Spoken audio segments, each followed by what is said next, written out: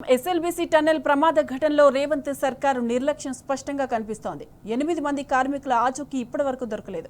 కార్మికుల కోసం టన్నెల్లో అన్వేషణ కొనసాగుతోంది. 2 వారాలు దాటినా సహాయక చర్యలు కొలిక్కి రావడం లేదు. దీంతో కార్మికుల కుటుంబాల్లో తీవ్ర ఆందోళన వ్యక్తమవుతోంది.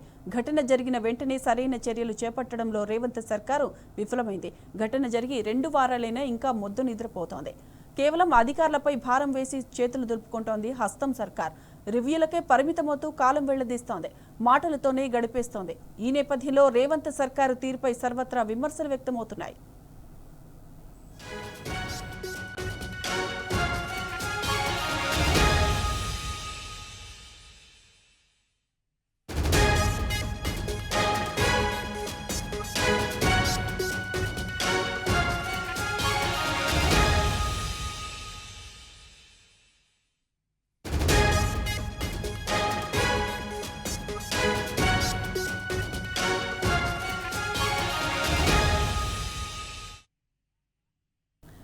ఎస్ఎల్బీసీ టన్నెల్ ప్రమాదంపై ప్రభుత్వ నిర్లక్ష్యం గురించి మరింత సమాచారం మా ప్రతినిధి శేఖరాచారి అందిస్తారు. చారి, చెప్పండి, ఎస్ఎల్బీసీ టన్నెల్ ప్రమాదంపై ప్రభుత్వ నిర్లక్ష్యాన్ని ఏ విధంగా చూడొచ్చంటారు? దాదాపు 2 వారాలు గడిచింది ఈ సంఘటన జరిగి. ఏమాత్రం పురోగతి లేకపోవడాన్ని ఎలా చూడొచ్చంటారు? సాయిమాధవి, నిజంగా కూడా ప్రభుత్వం మొద్దు నిద్రపోతున్నట్టుగా వ్యవహరిస్తుందని చెప్పేసి చాలా మంది కూడా ఆరోపిస్తున్నటువంటి పరిస్థితి కనిపిస్తా ఉంది.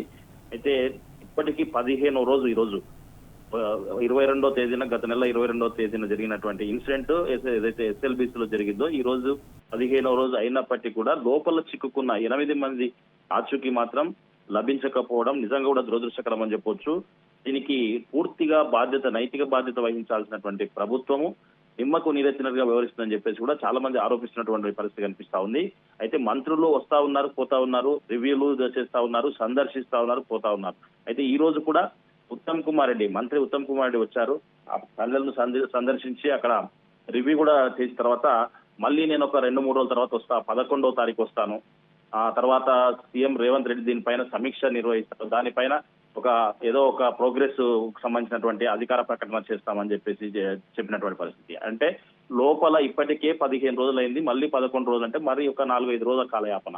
అంటే లోపల ఇప్పటికీ ప్రపంచ స్థాయిలో ఉన్నటువంటి ఆధునిక టెక్నాలజీ వాడతామని చెప్తా ఉన్నారు. మరి ప్రపంచ స్థాయి ఆధునిక టెక్నాలజీ వాడుతున్నప్పుడు ఇప్పటి వరకు ఎలాంటి ప్రోగ్రెస్ లేకపోవడం. నిన్న ఆ జాగిలాలకు సంబంధించి, కేరళకు సంబంధించిన జాగిలాలు తీసుకొచ్చారు. వాటికి సంబంధించి అసలు ఏం జరిగింది లోపల అవి తీసుకొచ్చారు. కానీ ఇప్పుడు మంత్రి మాత్రం ఏం చెప్తారంటే ఒక 3 ప్లేస్లు ఐడెంటిఫై చేశాము, అవి ర్యాట్ హోల్ మైనర్స్ ద్వారా తవ్వకాలు జరుపుతున్నామని చెప్తా ఉన్నారు. 13.9 అంటే 14 కిలోమీటర్ల టన్నెల్ ఉన్నటువంటి ఈ సొరంగంలో 13.95 వరకు కూడా మొత్తం క్లియర్ గా ఉంది. ఒక 50 మీటర్ల మేరకు మాత్రమే కొంత రిస్క్ ఉంది, దాంట్లోకి వెళ్ళడానికి ప్రమాద స్థాయి ఉంది అని చెప్పేసి నీళ్లు వస్తా ఉన్నాయి, బురద వస్తా ఉంది. తర్వాత దానికి సంబంధించి టన్నెల్ బోర్ మిషన్ ఇబ్బందికరంగా మారిందని చెప్పేసి చెప్తున్నటువంటి పరిస్థితి. మళ్ళీ ఒక మాట ఏం చెప్పారు, గతంలో సీఎం రేవంత్ రెడ్డి గత కొన్ని రోజుల క్రితం వచ్చినప్పుడు సీఎం రేవంత్ రెడ్డి ఏం చెప్పారు, ఎట్టి పరిస్థితుల్లో మనుషులకు ఇబ్బంది కలిగే అటువంటి అవకాశం అంటే రోబోలను దింపుతామని చెప్పేశారు. అది నిన్నమన్న అలాంటిది ఏం జరగకపోగా రేపు నుంచి మాత్రం రోబోల సహాయం తీసుకుంటాం, రోబోలను కూడా రంగంలోకి దింపుతామని చెప్పేసి ఉత్తమ్ కుమార్ రెడ్డి చెప్పినటువంటి పరిస్థితి.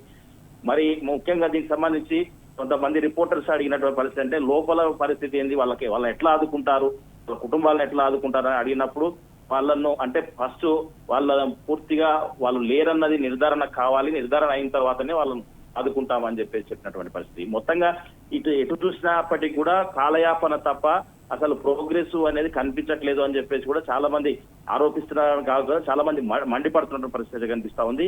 ఏదేమైనప్పటికీ ప్రభుత్వం ఇంత పెద్ద ఇన్సిడెంట్ జరిగితే ముందస్తుగానే ఏదైతే ఈ టన్నెల్ ప్రారంభం ఉందో ముందస్తుగానే హెచ్చరికలు ఉన్నాయని చెప్పేసి కూడా పలువురు చెప్తున్నటువంటి పరిస్థితి కనిపిస్తా ఉంది.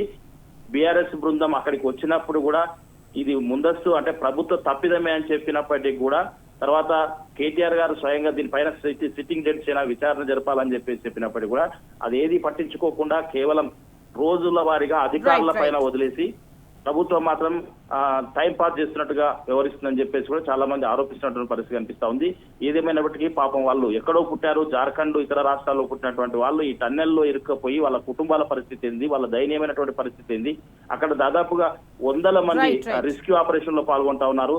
అధికారుల యంత్రాంగం, జిల్లా యంత్రాంగం మొత్తం టోటల్ గా చాలా మంది అక్కడనే 15 రోజుల నుంచి ఉన్నటువంటి పరిస్థితి. వాళ్ళ పరిస్థితి ఏంటి, ఇది ఏది కూడా ప్రభుత్వ యంత్రాంగం ఇక్కడ ఉండడం వల్ల జిల్లాలో మొత్తం కూడా అన్ని కూడా ఆగిపోయినటువంటి పరిస్థితి. అధికారులకు సంబంధించినటువంటి అధికార కార్యాలయాలకు సంబంధించినటువంటి వ్యవహారాలన్నీ కూడా ఆగిపోయినటువంటి పరిస్థితి. ఇది ఒక వైపు ఇదొక జరిగితే వాళ్ళ కుటుంబాలు లోపల అంటే ఎవరైతే చిక్కుకున్నారో వాళ్ళ కుటుంబాల ఏమో దయనీయమైనటువంటి పరిస్థితి.